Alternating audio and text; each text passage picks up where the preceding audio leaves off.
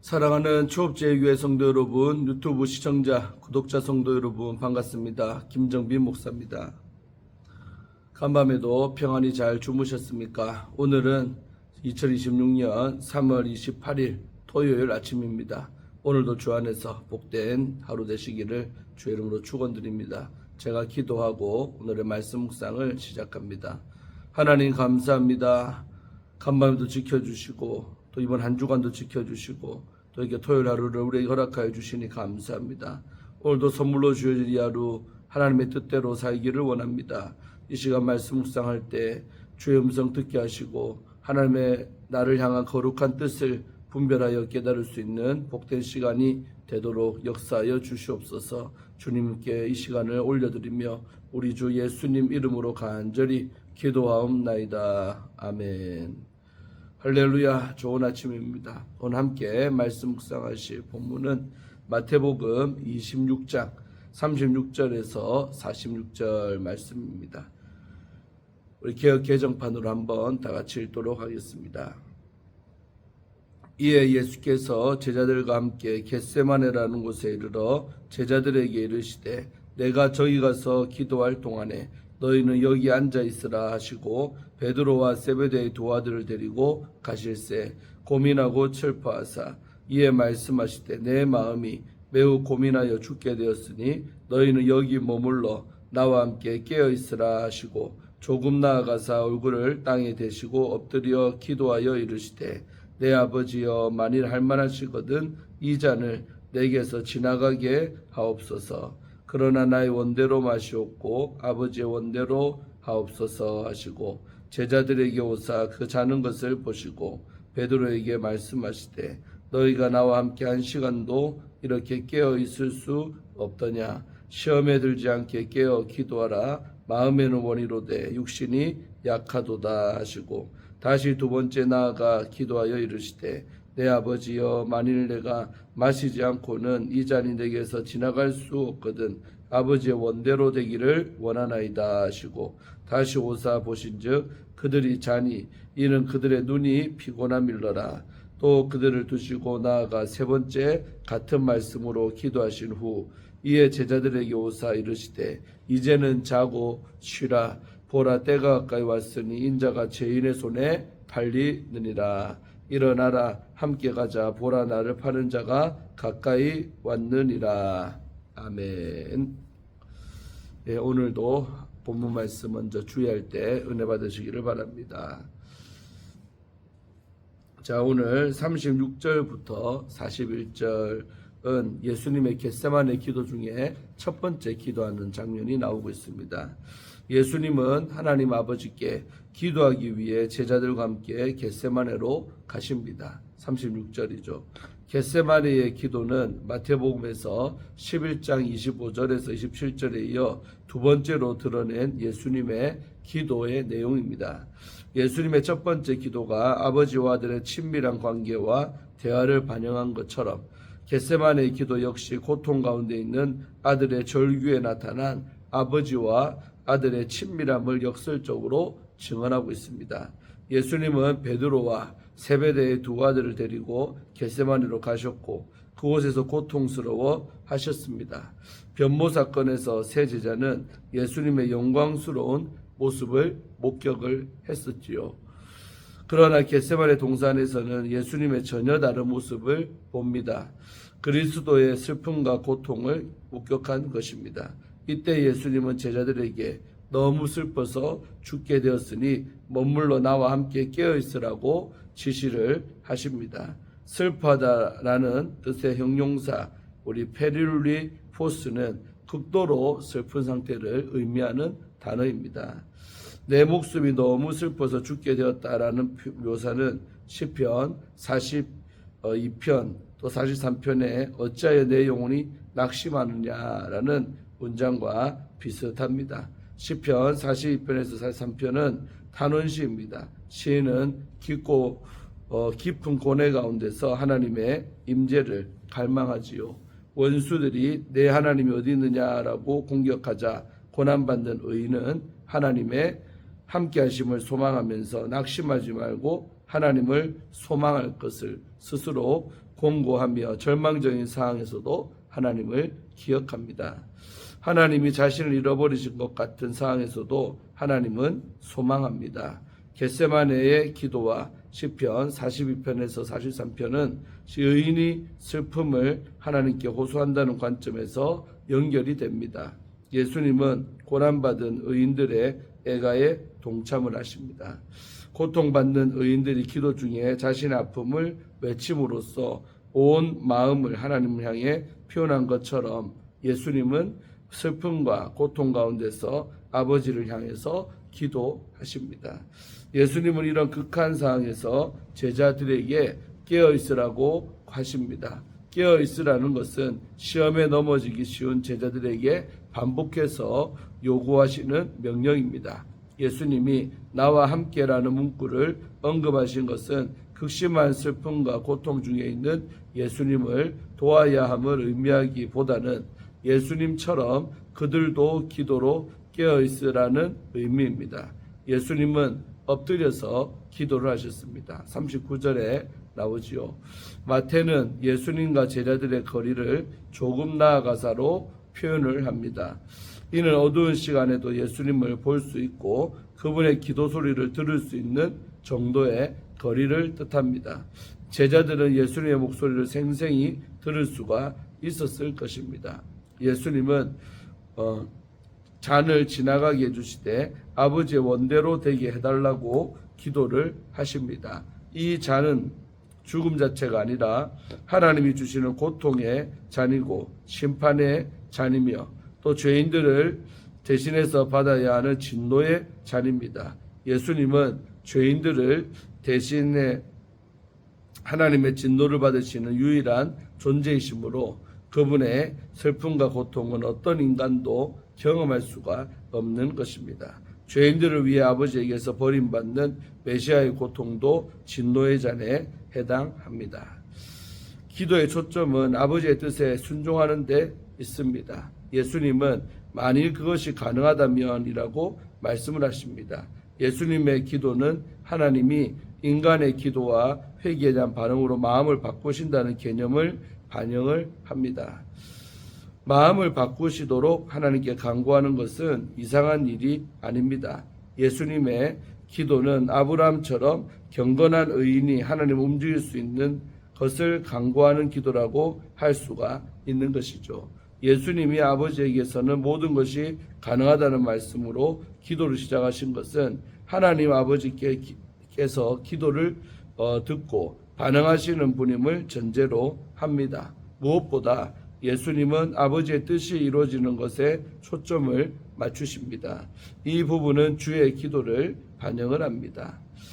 예수님이 제자들에게 오셨을 때 그들은 자고 있었습니다. 실망스럽지요. 40절이죠. 제자들은 예수님과 함께 깨어 기도하지를 못했던 것입니다.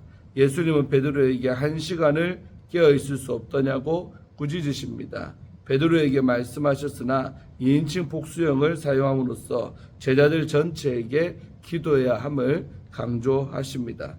예수님은 영은 원하나 육체가 약함으로 시험에 들지 않게 깨어 기도하라고 말씀합니다. 41절이죠.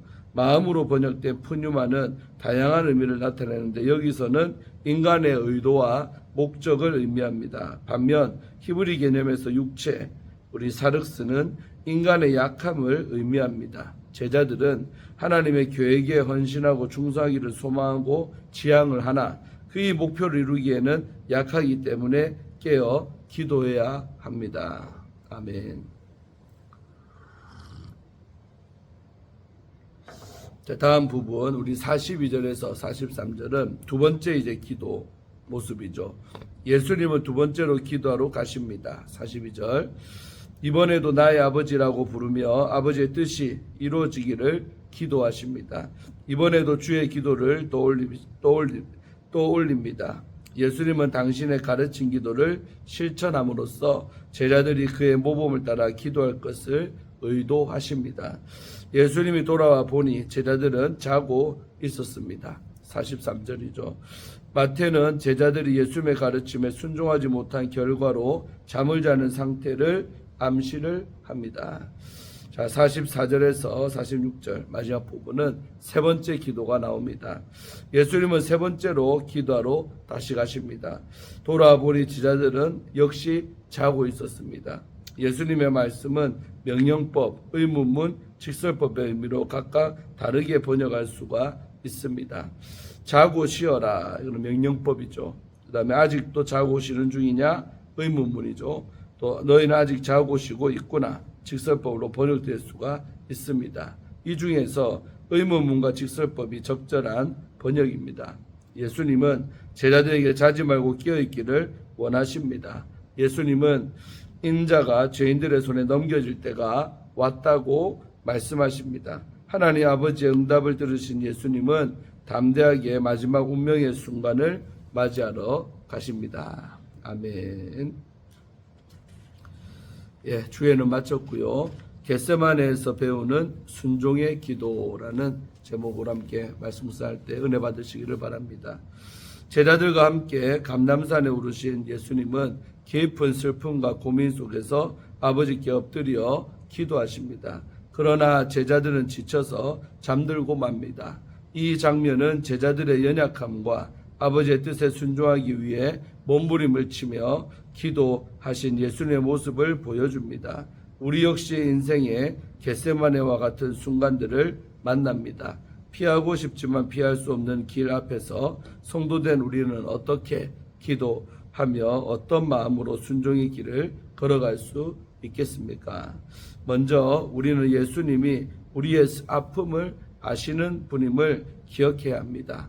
예수님은 제자들과 함께 겟세마네라는 곳에 이르러 베드로와 세베대의 두 아들을 따로 데리고 기도하러 가십니다. 그 자리에서 예수님은 슬퍼하시며 괴로워하시고 내 마음이 매우 고민하여 죽게 되었으니 너희는 여기 머물러 나와 함께 깨어 있으라고 말씀하십니다. 예수님의 고뇌는 죄인을 대신해서 하나님의 진노의 잔인 십자가를 앞둔 영혼의 고통이었습니다.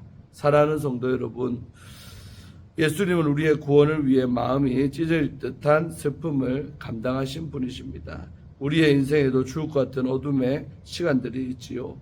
예수님은 이러한 우리의 고통을 멀리서 관찰하시는 분이 아니십니다. 땀방울이 피가 되기까지 실험하신 주님이 오늘도 우리의 마음을 누구보다 깊이 이해하십니다. 이 주님을 기억하며 고통의 자리에서 주님께 나아와 솔직하게 마음을 쏟아놓는 성도가 되시기를 소망합니다. 다음으로 우리는 시험에 들지 않기 위해서 깨어서 기도해야 합니다. 오늘 본문에서 예수님은 엎드려 기도하십니다. 십자가의 고통과 하나님의 진노의 잔을 피하고 싶은 마음을 숨기지 않으시면서도 결국 아버지의 뜻 앞에 순종하시겠다고 기도하십니다. 이때 제자들은 모두 잠들어 있었습니다. 예수님은 베드로를 향해 시험이 들지 않게 깨어 기도하라. 마음에는 원이로 내 육신이 약하도다 라고 말씀하십니다. 피곤한 그들의 형편을 아시면서도 육신의 연약함을 은혜로 이겨내기를 바라셨습니다. 깨어 기도할 때 믿음이 흔들리지 않기 때문입니다. 사랑하는 성도 여러분, 우리도 말씀대로 살고 싶고 또 기도하며 살고 싶지만 고단함 또 분주함, 영적인 무감각 때문에 정작 가장 중요한 순간에 잠들어 버릴 때가 있습니다. 시험에 들지 않는 길은 특별한 비법이 아니라 단순하지만 꾸준한 깨어있는 기도입니다. 유혹과 시험 앞에서 깨어 기도함으로 우리를 위해 십자가를 지신 주님을 따라 끝까지 믿음 위에 서는 성도가 되기를 기도드립니다. 마지막으로 우리는 하나님의 뜻에 기꺼이 순종하는 삶을 살아야 합니다.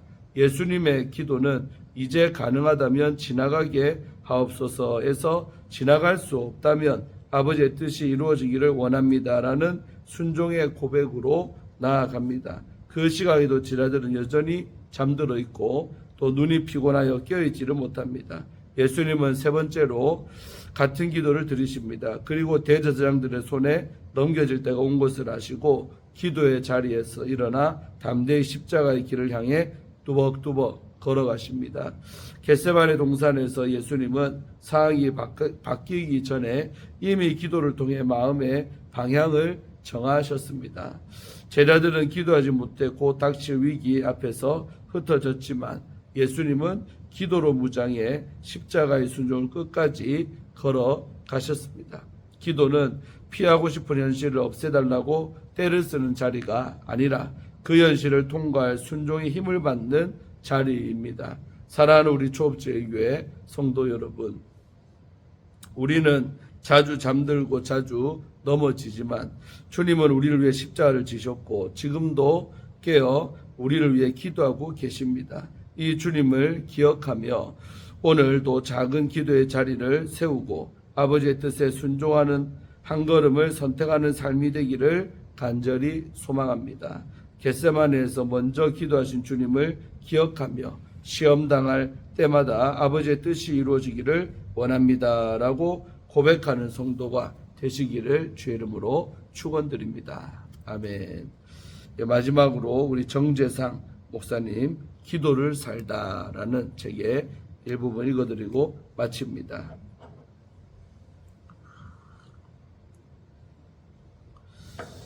우리가 기도할 때 자주 저지르는 실수가 있습니다. 마치 우리가 하나님보다 무엇이 가장 선한지 더 잘 아는 것처럼 각본을 모두 짜놓고 하나님께 승인을 요청하듯 기도하는 것입니다. 어느 일간지에서 성인 남녀 3,000명을 상대로 조사한 결과 설이나 추석 같은 명절 때 친지들로부터 가장 듣기 싫은 말 3가지는 결혼, 출산, 연봉에 관한 이야기라고 합니다. 부모의 경우 자녀를 위한 중보기도 안에 이 3가지가 모두 들어있습니다. 하나님, 우리 아이가 기하면 연봉이 높은 기업에 취업되게 해주시고 너무 늦지 않은 나이에 결혼하게 해주시며 또 육아 기간이 너무 길어서 사회활동을 지속하는데 어려움이 없도록 한 번에 남녀 쌍둥이 낳게 해주십시오. 아주 훌륭한 각본과 같은 기도가 아닙니까? 그러다 정작 하나님이 개입하실 여지를 전혀 남겨두지 못합니다. 마치 환자가 의사를 찾아가 내가 어디가 어떻게 아프니까 이러저러한 수술을 하고 이러저러한 약을 처방해달라고 지시하는 것과 흡사합니다. 그러나 인생은 우리의 예상과 계획을 벗어날 때가 많고 하나님의 역사는 종종 사람이 예측할 수 없는 우연과 우발성으로 다가오곤 합니다. 그래서 우리는 기도할 때 하나님, 이건 이렇게 되어야 하고 저건 저렇게 되어야 하겠습니다 하고 각본을 짜고 승인받는 것처럼 기도하기보다는 하나님, 지금 제가 처한 현재 상황이 이렇습니다 하고 우리의 현실을 있는 그대로 말씀드리며 기도를 시작하는 것이 매우 바람직합니다. 그럴 때 비로소 문제를 해결하는 기도를 넘어 하나님의 계획에 동참하는 기도를 할 수 있기 때문입니다. 아멘. 참 맞는 말씀이죠. 오늘도 우리 겟세마네 기도, 저도 본문을 참 좋아하는데 오늘 은혜 받으신 줄로 믿습니다. 받은 말씀 마음판에 새기고 토요일을 잘 보내시고 또 주일을 맞이하기를 축원드립니다. 기도하고 마치겠습니다. 하나님 감사합니다. 오늘도 이 아침에 아버지의 말씀을 묵상하게 하심에 감사하나이다. 오늘도 우리에게 주신 말씀 마음판에 새기고 우리도 늘 깨어서 기도하기를 힘써야 할 텐데 때로 육신의 피곤함과 정말 영적인 무감각함과 나태함들 때문에 그렇게 살지 못함도 고백합니다. 정말 우리가 주님이 십자가를 걸으셨던 것처럼 우리도 나를 향한 그 십자가를 지고 나를 뜻을 이루는 그런 복된 삶을 살아갈 때 기도가 없이는 불가능한 일임을 깨닫사오니 주님이 인간의 몸으로 이 땅에 오셨지만 하나님이지만 인간이었기 때문에 자기를 향한 그 뜻을 이루기 위하여 기도한 것처럼 우리들도 바쁘고 분주복잡한 일상생활 속에서도 늘 기도하며 승리하는 우리가 다 되도록 역사하여 주시고 정말 내가 원하는 것을 말하는 기도가 아니라 주께서 내게 무엇을 원하는가 들을 수 있는 그런 기도 생활을 할 수 있도록 도와주시옵소서. 오늘 하루도 주께 모든 것을 의탁하며 예수님 이름으로 간절히 기도하옵나이다. 아멘. 할렐루야. 오늘도 주 안에서 복된 오늘 토요일 되시기를 바랍니다. 또 내일 뵙겠습니다. 샬롬.